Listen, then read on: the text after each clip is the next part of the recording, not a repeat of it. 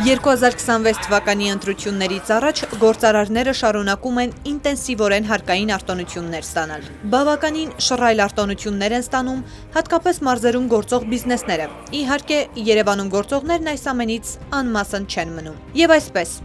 կառավարության միայն մեկ նիստով 1.3 միլիարդ դրամի մաքսատուրքից ազատման արտոնություն է ստացել Երևանում գործող Ասեդլ ընկերությունը։ Ընկերությունն ունի 330 աշխատող, զբաղվում է տեխնոլոգիական սարքավորումների ներմուծմամբ։ Հաջորդը Կոտայքի մարզում գործող և 460 աշխատող ունեցող Բեկոն Պրոդուկտ ընկերությունն է։ Ստացել է 502 միլիոն դրամի արտոնություն։ 2830 աշխատող ունեցող Վանաձորի Գլորիա կարի ֆաբրիկան ևս հարկային արտոնություն է ստացել։ Մաքսատուրքից ազատման արտոնությունը գնահատվում է 318 միլիոն դրամ։ Հարկային արտոնություն ստացած հաջորդ ընկերությունը գործում է Գեղարքունիքի մարզի Սևան քաղաքում։ Պողպատե ամրաններ ներմուծող Պապրիկա ընկերության ստացած հարկային արտոնության չափը կազմում է 97 միլիոն դրամ։ Իդեպ, ֆինանսների նախարարությունն այս ընկերությանը տրվող հարկային արտոնությունը համարել է խնդրահարույց։ Կառավարության կողմից տրվող հարկային արտոնությունից օգտվել է նաև մետաղապլաստե դռների և պատուհանների պատուհանագոգերի արտադրությամբ զբաղվող բետոնագործ Փակ բաժնետիրական ընկերությունը։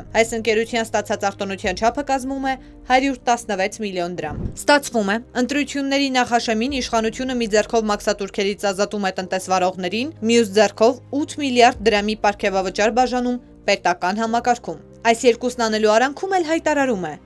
«Զրո կոռուպցիա կա Հայաստանում»։ Բաժանորդագրվեք Արմատ մեդիայի ալիքներին YouTube-ում, Facebook-ում, Instagram-ում և Telegram-ում։